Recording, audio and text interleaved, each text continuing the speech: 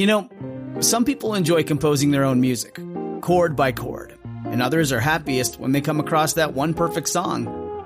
Work is not a lot different than that.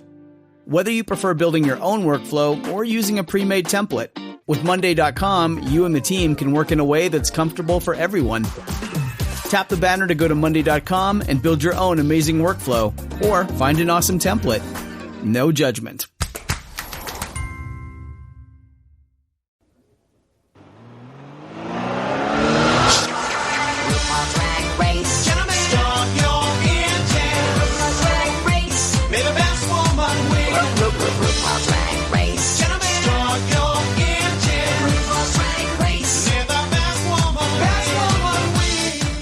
Welcome to the RuPaul's Drag Race recap show for All-Stars Season 2, Episode 9, titled Reunion. My name's Joe Betance, and I am joined, as always, by two contentious co-hosts. First, from the podcast pod, is making... Please say hello, hello, hello to one Taylor, the Latte Boy. Hello, Taylor Latte Boy. Joseph, how are you today? Fine. We're at the live 2016... Pride 48 live streaming event. Yes. And, yes. It is what a time it is to be alive, and what a time it is to get to have to wait for these very special events like a RuPaul's Drag Race All Stars. Oh yeah, just the fact that we know we're going to have to wait until 2020 for the next one if everything keeps going the way it is. Yeah, and you know what? I have advice for RuPaul and World of Wonder, because season 8, which we just finished earlier this year, was a shortened season. They only did 10 episodes to make room for this All-Star season. I'm telling you, this is what I'm saying. Go the full season and then do a whole full season. We could do more All-Stars. We could do more Drag Race. We want Drag Race every week of the year. And to have someone comment on that, why don't we have from the podcast, Dubious Intent Plus, please say hello, hello, hello to Daniel J. Brewer. Hello Joe Betance. Hello, Taylor Latte. By the way, Joe, can you turn your sound up a bit? Because you're a bit quiet. Taylor's coming in a bit hot, and I don't mean, visually. I would like to say that you're both wrong. You're both wrong. RuPaul just won an Emmy. I think she's just going to cash out. I think she's done. Yeah, so I don't think that we're ever going to see another All-Stars. I think All-Stars 2 is going to go down in history as the last RuPaul's. Put it on the board. Put it on our mark my words, is the last All-Stars ever. Well, look, we had to wait 4 years for this one. So we're not going to get another All-Stars till 2020. All-Stars 3, 2020. Yeah.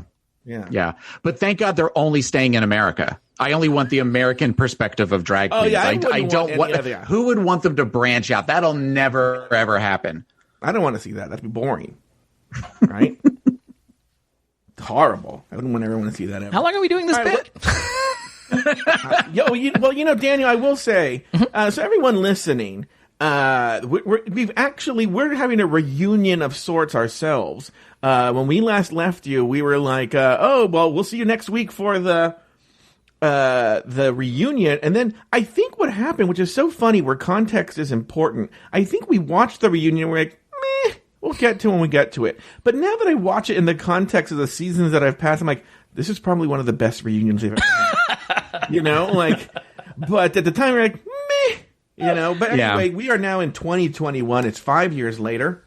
And we're back together to back again to recap the reunion. Let's actually jump right into it. This week, RuPaul All-Stars 2 winner Alaska and the rest of the girls get together to kiki about the just completed All-Star season. Coco cries, Adore cries. Alaska throws a fake leg, and Fifi O'Hara no-shows and gets dragged for filth. Trust the Duchess when she says, if you're not covering the All-Stars 2 reunion, you're only getting... This meeting is being recorded. Sorry. Yeah. Now we have a new co-host. Her name is Phyllis, and she likes to just update us sometimes. If you have her show with Lori Roggenkamp, she'll just come in with non sequiturs. Well, this is the Lori Roggenkamp of hosts, and she'll be joining and weighing in sometimes. All right, but anyway, ladies, name 2 things you liked about the episode and 1 thing you did not. Let's start with our very special co-host, Daniel J. Brewer. 2 things that I liked about it. And 1 thing that I did not. Is that the format here? That is the way it works. Format here.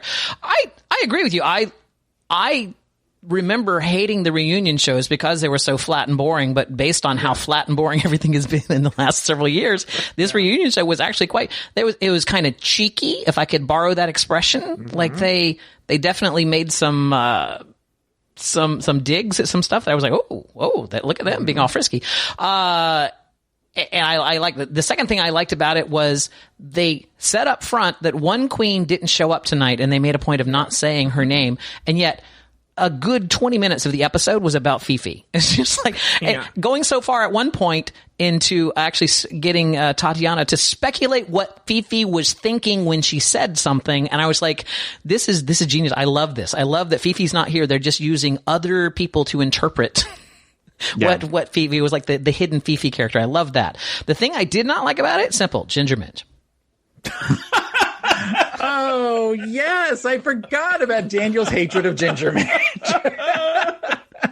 By the way, you can send your emails to thebestoftoday@gmail.com. That is our Afterthought Media official complaint email, and make sure you talk about that. Let's go to Taylor the Latte Boy. Taylor, give me two things you liked about the episode and one thing you did not. Well, I feel like I liked the validation of this because a lot of the notes that the queens were saying, or a lot of the behind the scenes stuff, was stuff that I feel the three of us talked about when we were talking about the season, as far as what they could have possibly been thinking, or that sort of thing. Something else that I really liked was I liked that there seemed to be this balance of we're starting to recognize that the effects of this show on our careers and some of the ways that we have to say things, but we're also balancing where it's almost like we've got a foot in two boats of the other, is where we seem very direct and very honest, but also very respectful. It wasn't, I know the format kind of was set up sort of like a Real Housewives reunion, and I know that's just about fighting. And nobody seemed to do that. There seemed to be a genuine affection that everybody, for the most part, seemed to have for everybody else on the stage. That being said, the thing that I did not like about it was I watched this on iTunes. So they still have the little bumpers for the commercials, and everything made it look like there was going to be a fight on the next segment. And it's just that taken out of context that is so ridiculous and so trying to manipulate your emotions. And if you remember, at one point later, Alaska even made a joke about the edit going out to the commercials. Yes. And that's an example of what I'm talking about. She goes, you're going to use this as an example of one of those things. Exactly. And talking about like the silly music, I didn't want to do something that was going to cause you to play the silly music behind me and that sort of thing. It for me, I actually was surprisingly like the reunion. Usually I find these reunions to be quite the slog. There were sluggish moments to it, but they were fewer and far between than we're used to. So I thought it had a very good pace. The other thing too I was thinking of, and I guess you could call this a thing that I like, is and I was talking to Taylor about this separately. Taylor and I do a private show just for ourselves. People don't know that. It's for the most exclusive tier of all time at Patreon. And it's just me and Taylor on the phone. You get to listen to us on the phone. Today would have been a doozy, but let me... Top ratings. Yeah, that would have been $100 a month if you would have heard today's. But what I'm going to tell you is, I was talking about this because Taylor we had an embargo at first placed by one Taylor, the Latte Boy. He wanted to keep us as if we were in 2016, and I'm glad he didn't, because I was thinking about when I was watching the show, this Ginger Minge. She is on this All-Star 6 now. She's come back, right? And I wonder if she sits in that workroom and she goes, I competed against the most iconic. I was in season 2 with the most iconic, where the least iconic person was Coco Montrese, who's still an icon, right? And now she's competing against Serena Cha-Cha. Right. Okay. And all the other people who came in 8th place on their season, and Scarlet Envy. Is that her name? Yeah. Sure, go with that. Because there's Scarlet something or other in Australia, and I always confuse them. Scarlet Adams is in Australia. And so I was thinking, I wonder what that's like. And sort of on a related topic is, over on Patreon, we just finished... by the way, I want to say a big shout out. This is a special tier to our number one patron. He pays the most money per month. Okay? People don't know this. It's a secret tier. Auntie Vera Charles. She is the biggest patron of Afterthought Media. She gives a lot of her shekels to us every month. I want to give her a shout out. But what I was going to say is, so he would know that we've been covering season 3 for our exclusive tier, and we just finished it. And one of the things that struck me there and struck me here is on season 3 during the Tic Tac lunch, RuPaul seemed a lot more intimate with the girls, and it felt more like a conversation rather than Mama Ru high atop the mountain, you know, in the Pride 48 studio. And on this, and it sort of felt that way with All Stars too, that while she was the moderator, a lot of the drag queens weren't paying her the deference. It was very subtle that now it's like, oh, God hath spoken, you know, where now they're having yes, she's the boss, but a conversation much more, even though she has the one Emmy, it's much more down to earth conversation. They're having a conversation with her as another person, and it's not like, but this was also, she even made references. She's put 100 queens on, right? This is right after the season where we had our 100th queen, Derek Barry. But what was I going to say? I don't remember what I was going to say.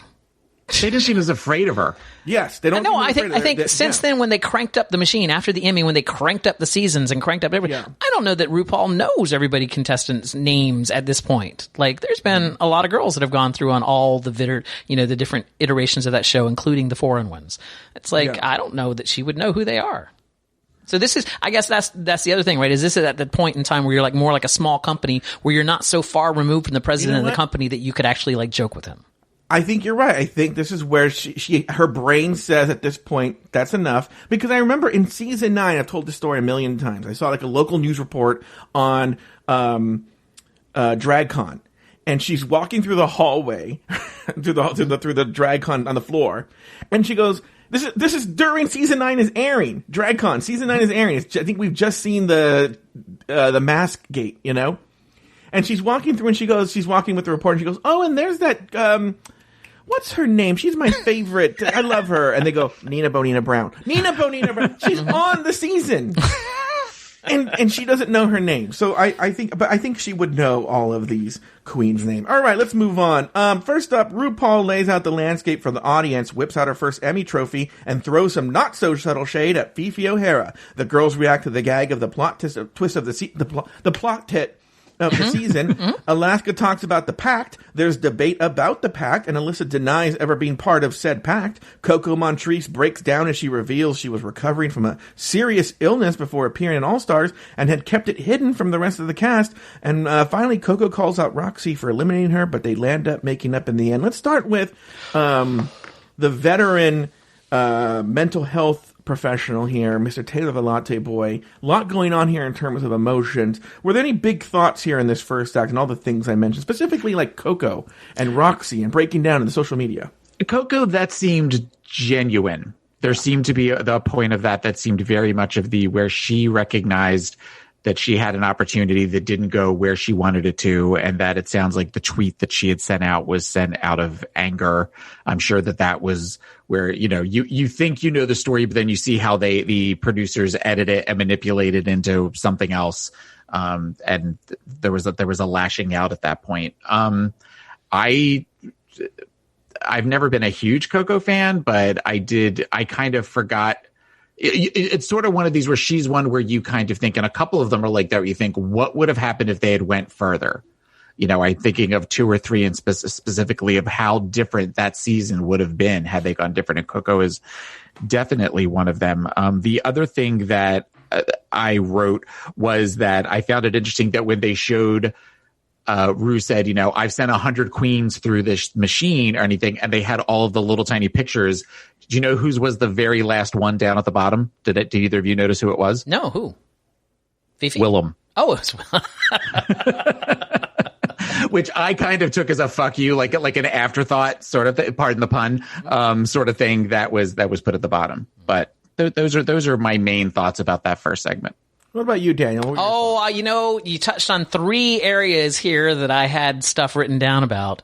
Yeah. Number 1, right before the cry, Coco's thing was, my proudest moment was being there. Like that's her proudest moment, just being there. That was, and then 5 minutes of crying. And I although I think the crying was genuine, the way it was edited, weren't they like clipping to Adore crying from later in the episode in that thing? They were just zooming in on girls' faces so you could see them tearing up on that whole thing. Right. It was just like, more, give me more. But I wanted to circle back to the very beginning when Ru announces the addition of the bullshit paddle. Yeah. And the example that she gave for that was, if I hear anyone say blame the edit, bullshit. And this is a conversation that I, as no longer being on the show, often have with you guys that you don't ever hear because I'm shouting at my radio in the car, is the edit, the tinkering by the editors. What do you call it? The shenanigans that you guys like often, and the goopery and the gaggery, and it's now just become such a trope. I feel like it's the RuPaul Drag Race Universe's version of political correctness, right? It's just like everything gets blamed on political correctness. It doesn't matter whether it's part of political correctness or not. It's like, oh, yeah, my middle name is actually Steve. It's political correctness. You know, just you get what I'm saying? I feel like the blame the edit has just become so expansive. I'm not saying that there is no actual editing and manipulating going on of the edit, but I don't believe it's as pervasive as everyone likes to believe that it is. You know what I'm saying? There are absolutely things that you can edit out of context that will change the public's perception of you. So for a queen to say something like, I'm not really a horrible bitch, it was kind of the edit, is, in my mind, a valid thing to say. Yes, they said those words, but did they say them in that order or in that, on the same day? Did they say them days apart? There's all kinds of things that we can do as editors to tell a different, a story, to paint a picture of a story that we want. And we know in reality television that people are cast to be in certain roles. Like, he's the jock, she's the model, like they try to put people in. And on Drag Race, it very much be like, well, she's the pageant queen, oh, she's the catty queen, or she's the underdog. That these are roles that they paint with these confessionals. So I just feel like for her to use that as the bullshit expression is like, I feel like that's a very valid thing, that I think blaming the edit is, to me, a very valid thing that a queen can do. It is. It is. I mean, I think that, but Ru is also protecting her brand at that point. I think that we have seen time and time again, and people have gotten more understanding that we are being manipulated by the music. We are being manipulated by the way that they cut a particular scene together or taking something out of context. But at this point, the show people weren't as completely fanatically as invested in it as many of them get to be now. Right. So Ru recognizes, oh no, I can't have you all figuring out that we took things, or I know there was like where Fifi had said, yes, the producer specifically asked me to say trashy things about Alyssa. Right. So she was doing everything she could to have people where people aren't necessarily looking at the man behind the curtain. Right. All right. And then the last thing that I wrote down here, Joe, I'm sorry, because I know we're on a time schedule here. No, this is what the show is about. This is a conspiracy moment that I had, Joe. Yeah. When they showed the tweet that Coco had sent out, you know what I'm saying? The one that you just said, they said that it was what she had said about Roxy. Right? Are you playing that music? Yeah, it's the X-Files music. Okay. I've got a conspiracy here, Joe. Oh, okay, good. I just want to make sure. I was like, apparently this song takes a long time to get to the point that I want it to get to. Where's the new? There we go. All right, so here's my conspiracy theory. If you read that tweet that they threw up on the screen that Coco sent out, she's like, I don't have it in front of me, but the paraphrase of it is like, some people would stab their friends in the back for fame and a little fortune. And I wanted to point out to you that she wrote LIL fortune as one word. So here's my conspiracy theory. I think that tweet was aimed at Alaska because of Lil Pound Cake. Because why would you do some fame and a little fortune with LIL capitalized? Isn't that a callback to Lil Pound Cake? Or the fact that Twitter only has 140 characters? You're in no danger. You're in no danger of passing 140 characters in that sentence. I'm just saying, Joe, it wasn't just LIL pound. It was capital L, capital I, capital L fortune. She was calling out the Lil. You know what's so funny is when you started, I'm like, it's not really a conspiracy. It's just, and then no, but this is truly a conspiracy theory. It truly is that she was really throwing. Mind you, I am not absent from this. Remember, I was saying that it was deep game on season 7 when they did the different finales and all this stuff, and I was like, I'm playing deep game. Mm-hmm. And so I am prone to doing that as well. Here's what I will say.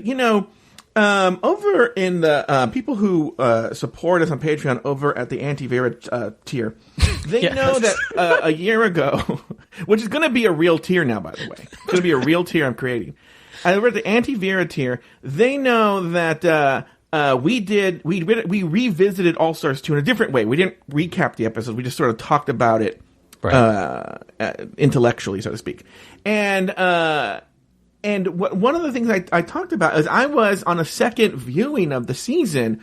I realized not that she was completely innocent, but that Fifi O'Hara got a very, very bad rap on that season. I do think because one of the things you hear about is after All Stars 2, you don't really hear horrible things about Fifi outside of the show. In fact, you only hear positive things about her. So I just think Fifi's a terrible person in those very high pressure environments. Yeah. One. Yeah. 2, they painted her as a villain because she wouldn't play the game. Like, one of the things we learned is she whispered.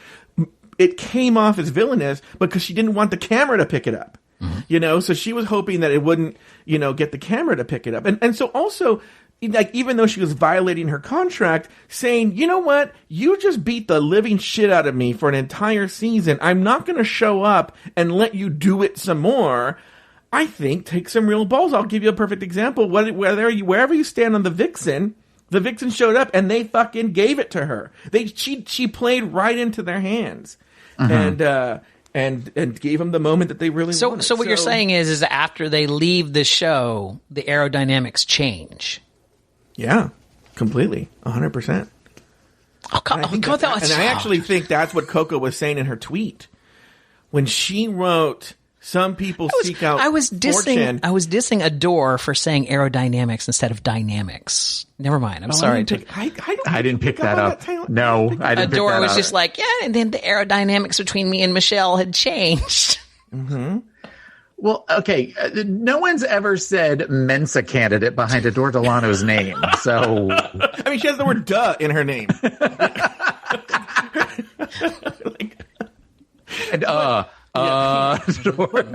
no one picked up. I'm surprised Daniel didn't pick up in Coco's tweet when she said fame, fame, fortune, fee. I think the message for Fifi. There you go, and that's. I actually think that she was talking about future contestant Miss Fame. Oh, you know what? Wait, no, Miss Fame was on season 7. She wouldn't have been a future contestant for her. Okay, work with me. In Taylor's world, she is a future contestant. Exactly. This is actually 2021 Daniel and Joe, but 2012 Taylor. It's like, right. Okay. Right. 2012. 2012, yeah. I'm still watching season 1 at this point. Yeah. Of I Love Lucy. All right. Now, I got a couple of things. Alaska reveals, going back on the edit, that she voted for Fifi, but the producers... But they went with Roxy winning. Now, Roxy deserved that win. I mean, that was a fantastic lip sync. But I think Roxy still would have won. They would not have gotten rid of Fifi that early. No. Mm-hmm. No. They were going to get rid of Coco. Coco's always meant to go home. She needs to stay thirsty, girl.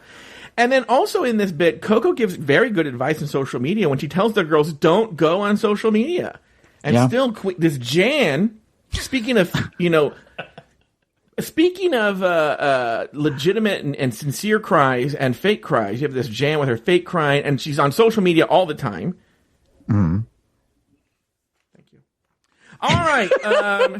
After the break, Adore tears up at the clip package from the episode where she left the show. She also regrets quitting the show, but wasn't mentally prepared to be back in the competition with her friend Michelle Visage, tearing her apart.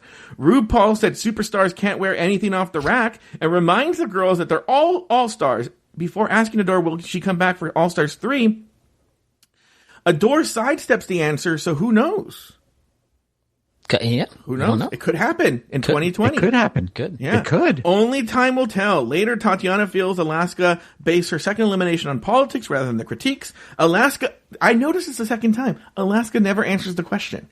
She avoids the answer and throws a fake leg on the floor. Finally, Gingerman feels she wasn't herself on the show and didn't live up to her potential. She's getting her wish. She's like, could we make it so that the cast isn't so good? And voila! We have All-Star 6. Let's start with Daniel J. Brewer. He of Dubious Intent Plus. It's true, actually. Well, no, it's Mix Minus. Mix It's Minus. now Mix Minus. Yeah, the new show, Mix Minus. Here's the thing. I kind of shot my wad on the aerodynamics thing, but I did write that down that, Adore was talking about how the aerodynamics between her and Michelle had changed. And, not to revisit the whole thing, but I felt like she was perfectly within her rights to leave out of there because it was one of those things like, wait, she was the Madge Weinstein at that time. She was like, fuck you. I'm more famous than you. No, I'm just going off the story that Madge told the other night. I'm more famous than you, so fuck you. I don't need this show, and walked out, and then later went like, oh, maybe I'm not so big. And, I feel embarrassed. Ha, ha, ha, ha. I wrote down for the Ginger thing, because Ginger at one point says, I didn't know where to jump back in. Where did you get this clip of Ginger? Right. And so what I wrote down was, did Ginger not know when to jump back in because the stage was reinforced? Oh God. The best of today at gmail.com, by the way, is where you can send all your complaints. And yeah, wasn't this the segment where they were talking about Fifi, or was that the next segment? It might be that was the next segment. I wrote down whenever they did. All right, it's next segment. So I'll save that for then. Yeah, one of the things that I had written down was when Ru said to all the girls, it's like, you have to all take care of yourselves. Mm-hmm. I was like, is she like protecting her brand? Like, is that like, because I'm going to make so much money off of you. Yeah. It's like we have no health care here. You must all take care of yourselves. Oh, I thought you were going to go a different route. She goes like, guys, you have to take care of yourselves. Now, by the way, we are going to film you 16-hour days back to back, no food breaks. When you hear about that, season 7, they remember Sharon Needles had to live off like ranch bread dipped in ranch dressing because they didn't accommodate her vegetarian lifestyle on the show. And who's Jasmine Masters, another Daniel. That's probably where Jasmine Masters got that loaf of bread from. She had heard. Yeah, she had heard. Yeah. So she brought her own loaf of bread. Food was terrible. Yeah, and so she brought her own food.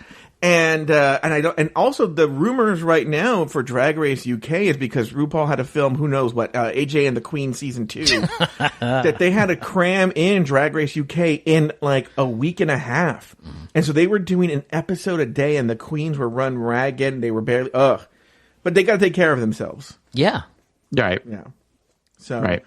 What did you think, Taylor the Latte Boy, about this whole, when Tatiana was asked whether it was all political, and she says, I think it was political for that second one. I think, that's the same episode when she went home was she did the tea with Tati, and then also she had that, Lisa left. I don't know that's the second time she went home. Tea with that's what she's talking about. And she said that she didn't have the worst critique on that bit, and that she had one of the best looks in the season, and she didn't feel she went home. And Alaska was like, "Let me pull my leg off." Yeah, let me pull my leg off and throw it on the floor, and then they went to break. But do you think it was political, Taylor? Well, yeah. I mean, she was up against the other members of Alaska Talks. There was no way that Alaska was going to send one of the other girls home. Plus, haven't we? Go ahead. Haven't we all heard these stories? I mean, I've heard them from you, Joe. These stories that like Alaska wouldn't let Sharon Needles put the crown on something because Alaska was upset that she had lost that season. Like she's very political behind the scenes and doing stuff. I mean, yeah. But that's where I'll give Detox credit. We haven't gotten there yet. But when she's asked later, she says, I almost pulled Roxy's name, but I thought she's my friend, and I can't do that. And I fully felt Alyssa should have stayed, but I couldn't do it to my friend. I have to give it to Detox for being honest there about that. I'd like to mention the whole comment of with Adore where Ru says, you can't wear off the rack stuff here, because you're an all-star.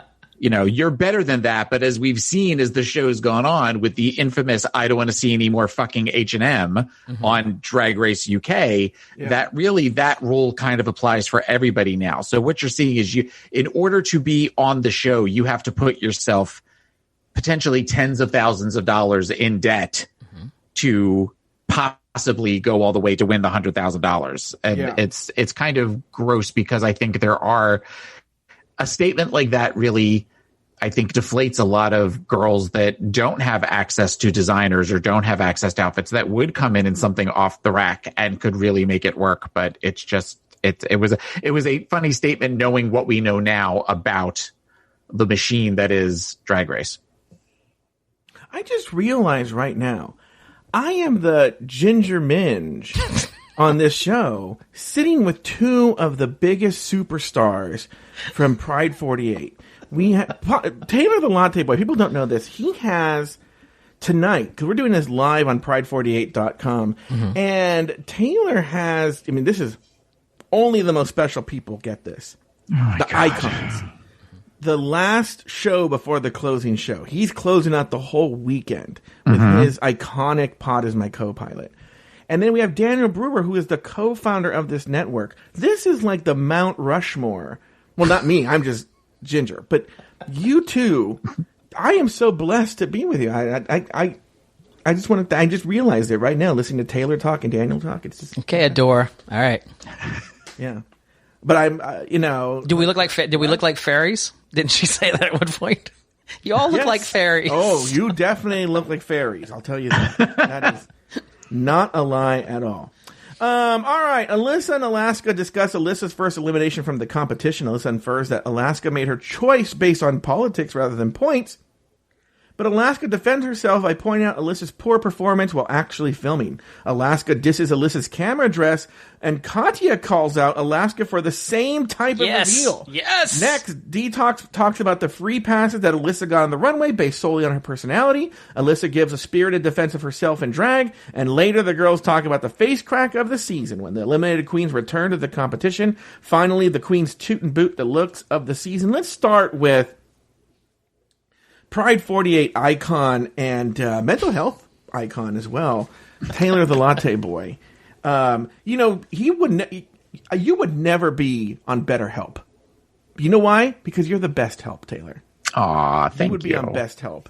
So what did you think here?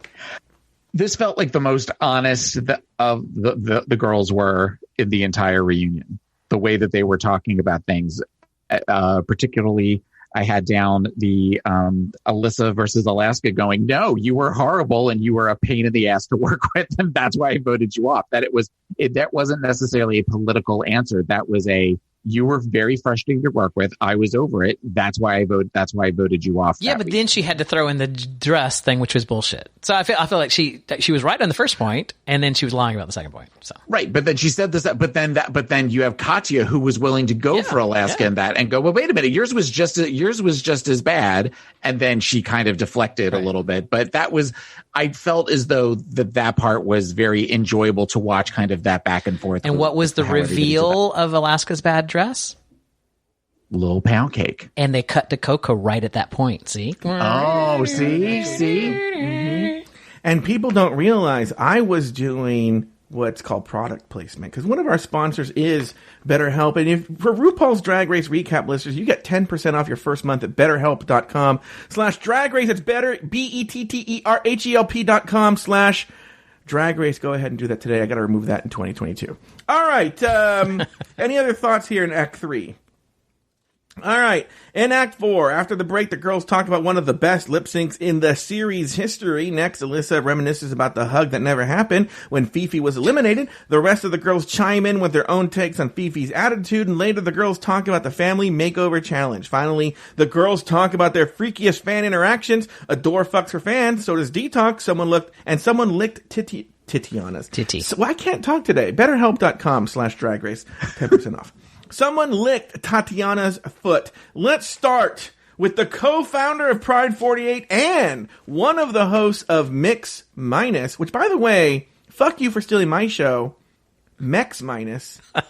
That was going to launch this year, but what are you going to do? All right, Daniel Brewer, go ahead.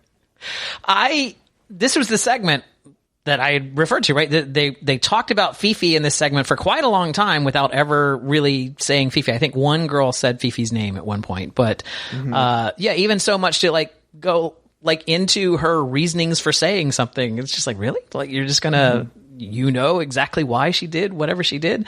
But the part that I wrote down here, that I was really, really curious about is it's a question for Taylor. I actually have it written down here as, this is a question for Taylor.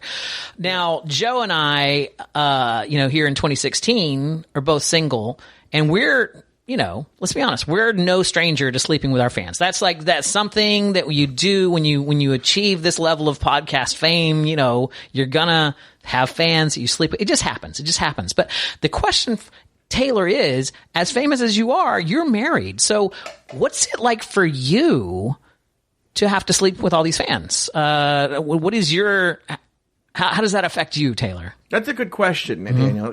Taylor, answer that question. So how does it affect me by sleeping with all of my Drag Race recap fans? Yes, that you clearly don't tell Babalu about, or do you? Do you tell him about it? Like, is he a watcher? Is he Robert Alou? No, is he a cuck? Well, Robert Alou, actually, I let him in on the anti-Vera Charles tier where I actually talk about fucking all of my fans. Oh, yeah. And he listens to it with steam coming out of his ears. But that's part of the kink for me, is making my husband mad by him having to find out who I was infidelity, who I was that's right, not faithful to him. Aerodynamics. Aerodynamics, yes. Yeah, it always is. Aerodynamics. Fucking me is always aerodynamic. Well, okay. Wow. I just wanted to know. One time, I almost said one time I was fucking Taylor. Oh, let's go with it. I was fucking Taylor. On an emotional level, yes. You fuck me all the time. And there was a Zelda shrine in there. I'm playing Breath of the Wild right now. He looks at my Triforce every chance he gets. Yeah. I got a spirit orb. Anyway, I was actually, because when I said that, I was actually imagining me and Taylor. Imagine a threesome, Taylor, with me, you, and Daniel. Do I have to? And Lori's filming. And eating Funyuns in the corner. Yeah. By the way, if you're a member of the anti-Vera Charles tier, you get actual special access to that threesome. Actually, at the anti-Vera Charles tier, you don't get access. That's the gift. The benefit is you don't have to watch that. It's a free gift with all the other tiers. You automatically get it when you sign up for it. This really is one of those behind baseball things, because I know that Joe must have the chat room up somewhere, and he sees that Auntie Scott is in the channel where he knows that the stream is playing, and that's why he keeps calling her out. But I just wanted to point out to you, Joe, notice how the headphone thing next to him has the slash through it? He's muted the channel. He's not hearing anything you're saying. Oh, I don't care. He gets a special... In fact, you know what I'm going to do? I've been to his house. I'm going to drive to his house. Here's a weird thing, Joe. Here's the weird thing. Remember how he got so freaked out about us walking on that carpet? On that rug? Oh, yeah. Yeah. I was there again when you weren't there. No problem. Yeah. I could walk on the rug with no problem whatsoever, I think. But, I am glad you're here, Daniel, because I've talked about this in the show before. So Daniel and Daniel was staying at Auntie Vera's, and I basically went to go pick up Daniel. And it was on Halloween, because they were doing that weird thing where they sit with Tom and Terry and watch Halloween. Right? On like a little screen. And Auntie Vera is so technologically deficient. Daniel, listen to this, Taylor. The reason Daniel was there to help set up her sound bar. She's like, the sound bar, it's so hard, right? Anyway, at a certain point, she leaves. She goes, I gotta go make dinner. And I go, dinner? It was like 10:30. And like 11:30, she was like, all right, you hear like pots and pans banging. And it's like 11:30 at night. And then she serves, I swear to Christ, am I going to battle tomorrow or something? Like, it was like a beef stroganoff with buttered bread. It was delicious. And well plated. But it was like a heavy meal at like soup. We went to breakfast after. That's how late the dinner was. That's how late the dinner was at Auntie Vera's house. By the way, I will say this, as much as she hates me, very charming host. I will say that. I would expect nothing less. The food was delicious. The food was delicious. Thank you. Granted, we didn't eat. We were watching the end of James Corden when it was on, but when we ate it. But yeah. We went to breakfast and then we slept with some fans. It was great. We went to breakfast and then we slept with some fans. It was a whole thing. And yeah. All right. The girls discuss Alaska's meltdown. Detox admits that she chose friendship over fairness when she eliminated Alyssa Edwards. Roxy talks about how she felt like she shouldn't have been there because she was in the bottom so many times. Meanwhile, Alyssa feels that Roxy should have won the competition because she's being eliminated so many times. Finally, RuPaul throws more shade at Fifi when talking about redemption. Let's talk to Taylor here. Does it seem to you that RuPaul seems a little bitter? You are an expert at reading the human behavior, human emotions. Did it feel like she was bitter there, Taylor? That RuPaul was bitter? RuPaul Andre Charles, yeah. Why would she be bitter? When she was talking about Fifi. Oh, yeah, no, there was definitely some. I think there was, I don't know that bitter is the right word. I feel like there is some, you think you're going to fuck with me? I'm going to fuck with you first, or I'm going to fuck with you harder.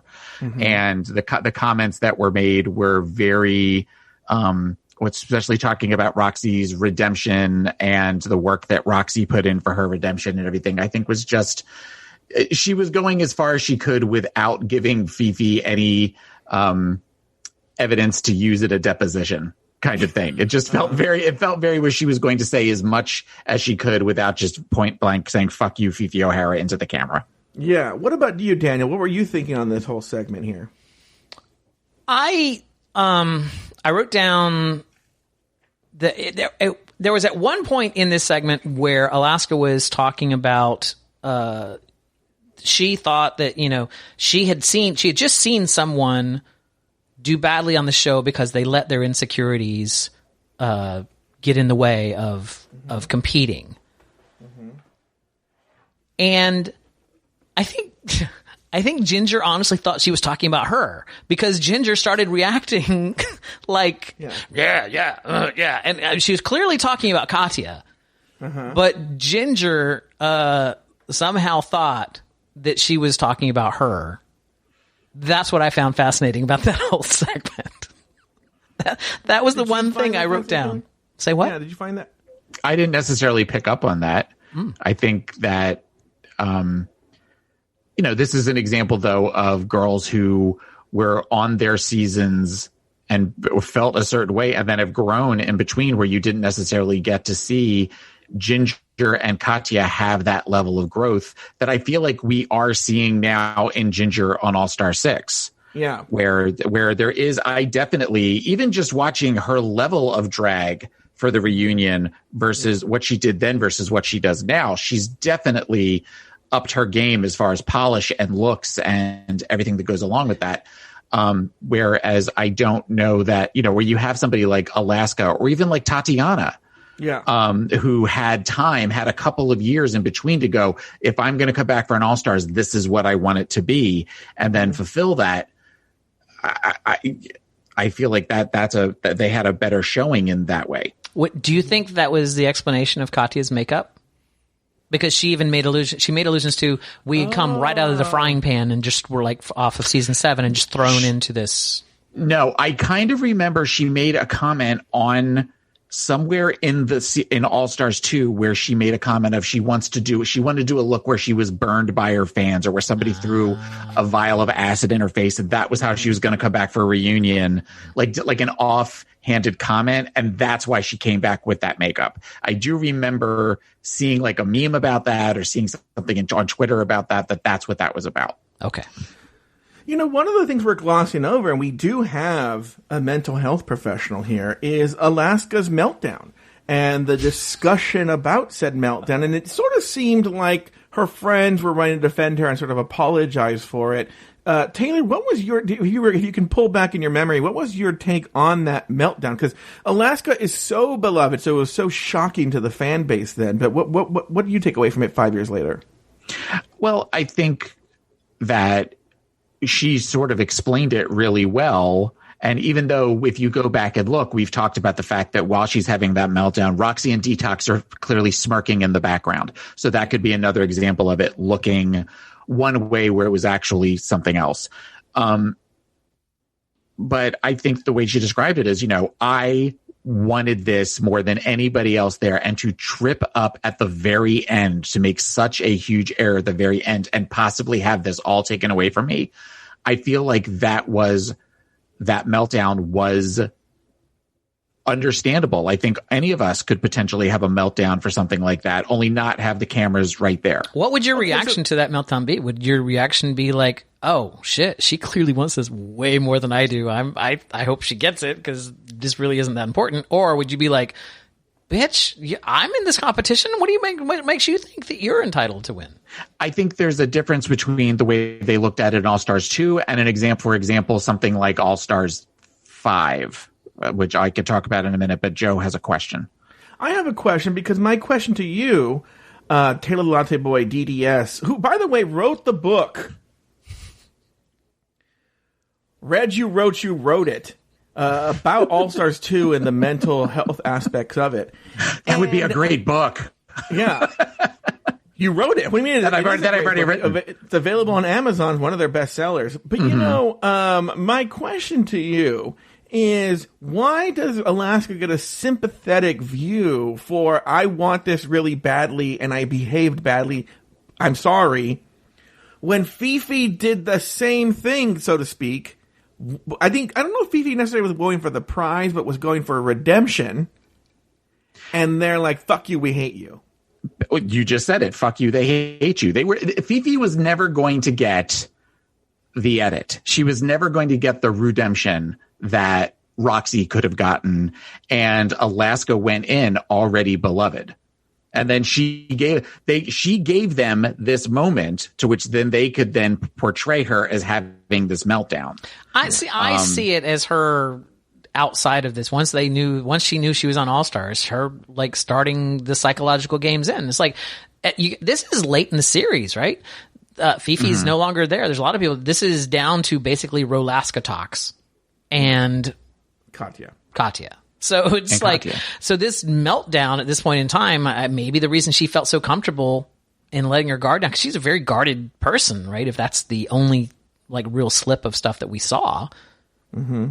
So maybe she just was lured in the comfort because she's like, all right, good. My plan, I've made it to, at this point in time, I can't lose because I already got this alliance here. Mm-hmm. And, Katya can't be a dark horse, right? So I feel safe enough now that I can. Right, but then she also recognized that this is also a possibility, even though I've got this alliance with Alaska Talks. Right. I'm just saying there is a chance. Alyssa had already been gone and back. Right. So that would have gone in because Detox was the one that voted out Alyssa, that this could have been a situation in which you go, holy shit, she could vote me out because I am the lead. Because I am the front at this point, I am the front runner for this. It would be easy. She could have gotten Manila'd. This is what I was talking about. The difference between All Stars 2 and All Stars 5 is it felt like from the time they all came in, everybody went, oh, well, it's Shea Coulee's. Even when Shea was in the bottom once or twice, it was like everybody was afraid to vote her out.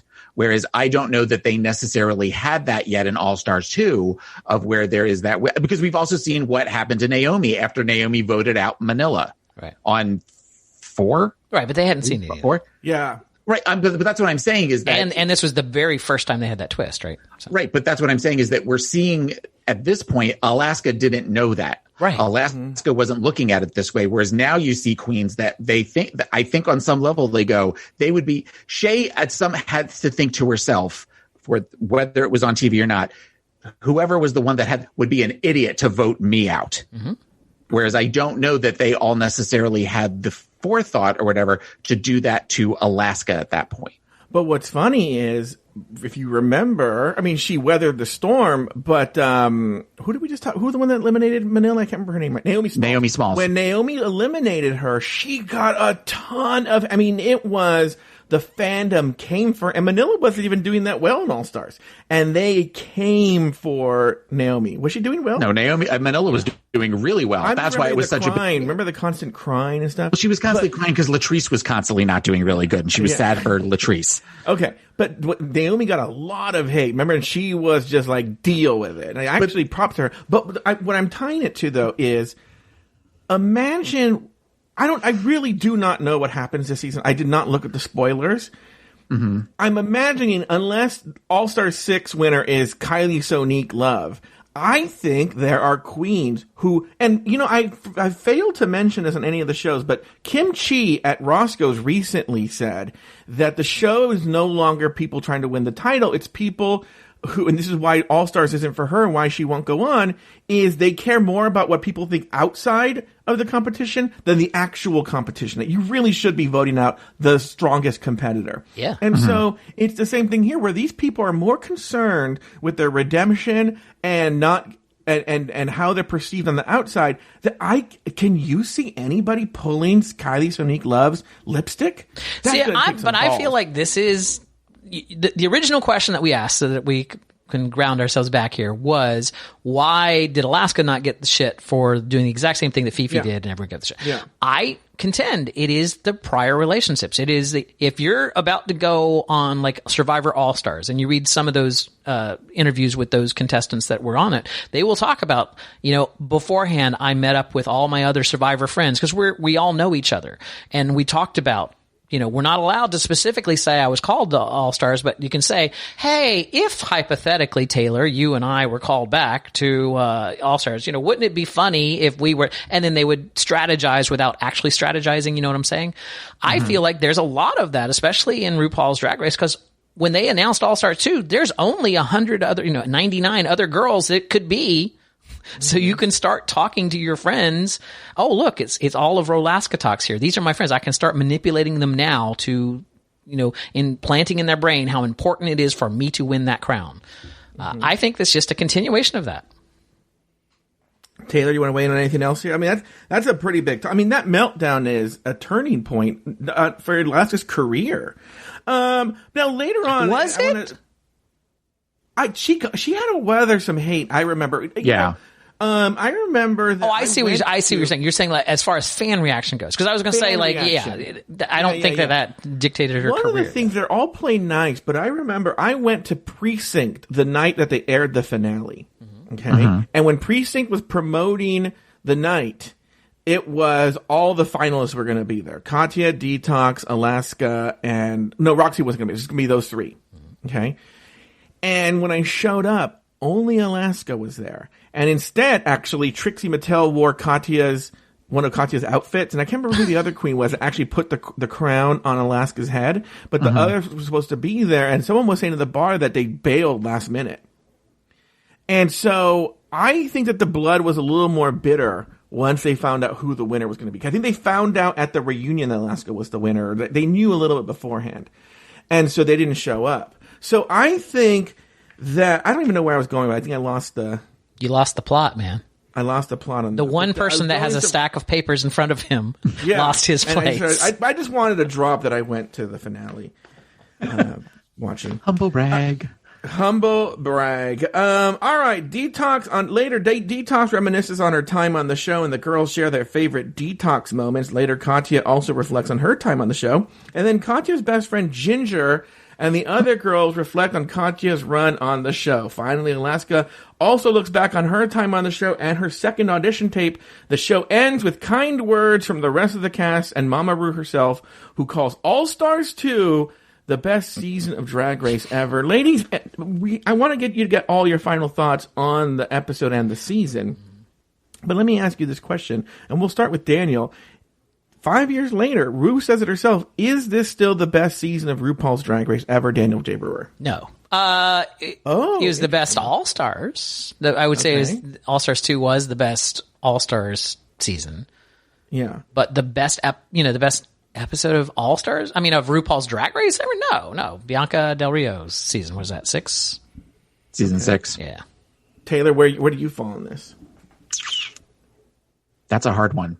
That's a hard one. I'm going to respectfully disagree with my co-host and say that All Stars 2 is the best season of Drag Race. Okay. With season 6 being a very, very, very close second. Because of the twist. Because it was, at that point, we kind of knew, we were starting to know what to expect with Drag Race as far as we knew that, ultimately it was up to RuPaul. Whereas this twist was something that was complete. It was the first time we ever saw anything like this that worked, because we don't speak about All Stars 1 and that twist. But this was one that I think really kind of shook the girls, as they talked about in the very beginning of this episode. I will say this is the best season ever of RuPaul's Drag Race. All right, well, you're wrong. Well, okay. I want to ask a question for clarification from Daniel. Yes. Daniel, do you consider the All-Star series separate from the flagship series? Yes. Or are they all one and the same? Oh, no, they're different. Because, obviously, All Stars has to be populated from, but I view it more like a spinoff show, right? So it's like you've got this over here is the main show. Okay. This would be All in the Family. And over here we're watching the Jeffersons, right? So, yeah, we've seen the characters on both, but that was a bad analogy. So let me ask you this. If you're pitting season 6 against All Stars 2 and you have to choose one, what are you going with? I am probably, guys, all right, it's easy for me, but you're going to disagree with me, but I'll tell you why I would go with season 6, because Ginger Minge and Alaska. So Ginger Minge and Alaska are not on season 6, which is a huge boon in my eye. Oh, you don't like Alaska? I like Alaska fine. I don't think she was a good winner. I don't think that she was. I feel like she was very full of herself, and I wasn't. Because she's up there with Bianca Del Rio as the most beloved queen. I mean, it's neck and neck. I know, it's crazy. And where do you? Who is the most beloved queen? Like, who is Jasmine Masters, Ginger Minge, but who are other queens that you think are just the best drag queens in the show's history? Bianca, Alyssa. For God's sakes, Alyssa was just on America's Got Talent like 3 weeks ago. She taught a bunch of 9th graders how to do drag. And I don't know if they're going to make the live shows or not. It doesn't matter. But Alyssa, I say Katya and Trixie, definitely from and Bob the Drag Queen and his multiple incarnations of series that he does on YouTube. I would say maybe Monique. Monet. Monet. Where did you fall on this, Taylor? If I had to pick between watching All Stars 2 I know you or like season All 6? Stars 2, but who are your top 3 queens? My top 3 queens? Oh, was I only supposed to give 3? I'm sorry. No, but he can give more. But Taylor gets stressed out with numbers. So I would say Magnolia Crawford. Great. The princess. Jessica Wilde. Definitely Akasha. Definitely Akasha. And Pork Chop. They're my top 5. See, we have different criteria of what we judge in drag, which is great. That's the beauty of drag, right? That is the beauty of drag. Drag is art, and art is subjective. We are the children. Now, my question, we have a couple minutes left. My question, we'll start with Taylor the Latte Boy on this one, is now it's 5 years later. Okay, we're not really recording this right after. It's 5 years later. Where does this episode fall in the context of the show now? Like, in other words, how has the show changed? Did the All Stars 2 change the show? What have we learned since? I think that All Stars changed Drag Race, because I think that watching the way that the girls were perceived outside of the show, whether it was Fifi or Alaska, using those 2 examples, and I would even say to some degree Katya, changed the way that seasons 9 through 13, getting ready to start 14 eventually. Yeah. That I think that they see it that this isn't just the competition. This is more about getting this opportunity to really become a beloved queen outside of the show. And that involves watching what you do, watching what you say, watching who you say it to, and trying to, as you've talked about on various seasons, be their own producer, and the producer's going, no, that's our job. Don't fuck with us. Yeah. Kind of thing. What about you, Daniel? Where do you fall? What was the question? Where does this show? Oh, was this the turning point or whatever? Yes. But was it because of All-Star 2s, or was it because she finally won an Emmy and then attracted VH1 money to the show and then was able to hire more people, and then it became a factory where things like cranked out? Is this being a turning point? I will agree with. Drag Race definitely changed after this season. I don't think for the better, but it changed. But is that a function of money and, necessary machinery for making money, or is that was that a competition decision? I just wanted to say one thing before we run out of time. I loved how Ru at the end, when she played all the Alaska things, was just like going, from the very first time I saw you, I knew that. Then why did it take her 5 years trying out? If Ru knew from the first time she saw her, then why did it take her 5 years? Made her work for it. All right, well, that's going to do it for this season of RuPaul's Drag Race Recap. Be sure to join us next season as we discuss, dissect, and deconstruct each brand new episode of RuPaul's Drag Race Season 9. Can't wait to see you for that, Daniel. So, until then, for Taylor the Latte Boy, Daniel Brewer, and myself,